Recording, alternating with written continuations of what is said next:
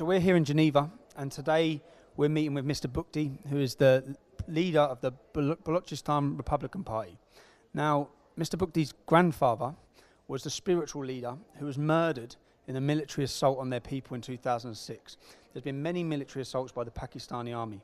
So we're here to ask him and hear about the story of what's happening to his people, why he's exiled, why he's living away. So first of all, I'd like to say thank you, first of all, for meeting with us. And I'd just like to hear your story, hear what's happening, because back home in Britain, many people have not really heard of Balochistan. Can you tell me why you're exiled, why you're living here? We are asking for our basic rights, the Baloch people.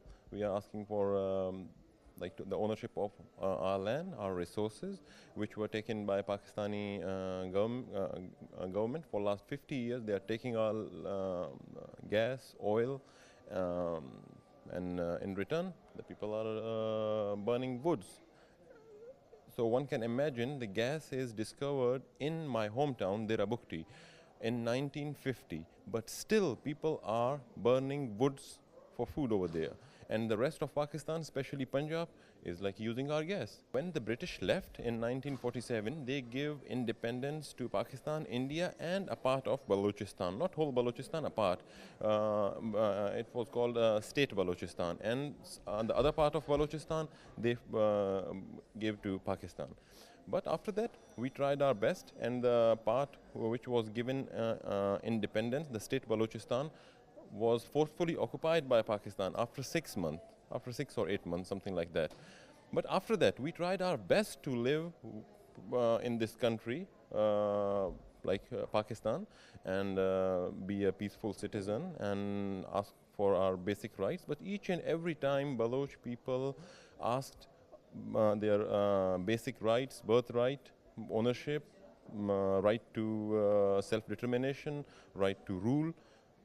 There was a military operation in response. In 1970s, there was a military operation in Balochistan, 1965, 1980s, and this is the 4th or 5th military operation going on, still going on. There is no access for the international media, local media. So how one can know what's going on in Balochistan? Since your grandfather was assassinated, what change did that have? Because obviously their purpose in assassinating him was to destroy the movement of your people, to destroy any focal figure.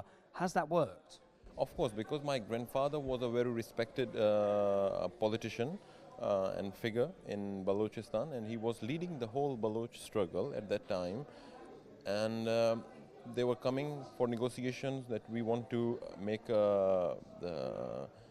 deep welling for oil and gas in Dera Bukti, and we want to make an agreement with China, whatever they are doing now. And at that time they were also asking for that in Gwadar, but my grandfather refused to allow all these things, because he believes whatever you are going to do, we want to know what is good and what is bad for us.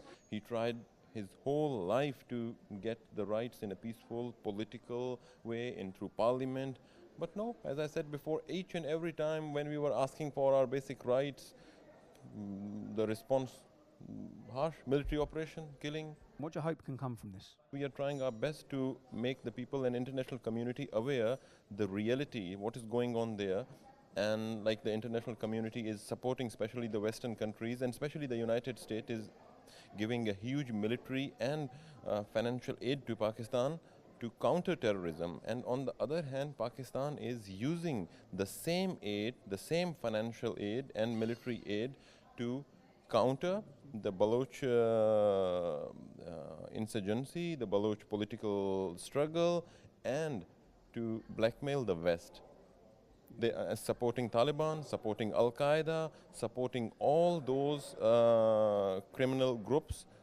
Pakistan is benefiting, because it is the benefit of Pakistan to keep this like that.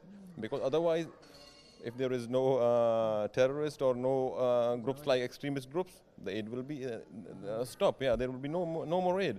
So if you go to Afghanistan, I have been there. If you ask anybody, I'm not talking about the official, like the Afghan official, anybody on the streets, like who is doing this, like attacks and bombs, nobody will take the name of Taliban, nobody will take the name of Al-Qaeda or ISIS. they will they're going to answer Pakistan. Because they know very well who is Taliban. Taliban is all the Pakistani army, ex-army officers are leading the Taliban groups. So it is pretty clear for us. And now recently the statement of President Trump is very encouraging, because then enough is enough. It has been so many years they are giving the aid, and Pakistan is using the same aid against the Western countries. And we are the only part of Pakistan that we are pro-West. We are not extremist. So they are trying to use the same extremist groups to counter the Baloch national movement, the Baloch national struggle. I just hope that the general public, people sitting watching this at home, that care about human rights, that care about wrongs, all the times, if you think about a people who have their own land in their own country, they've had it taken from them, it's rich in copper, it's rich in gas, it's rich in oil, it's rich in gold. And still, the majority of his people, the majority of his country's people have no education, have no water, are left in mountains with nothing while Pakistan prospers.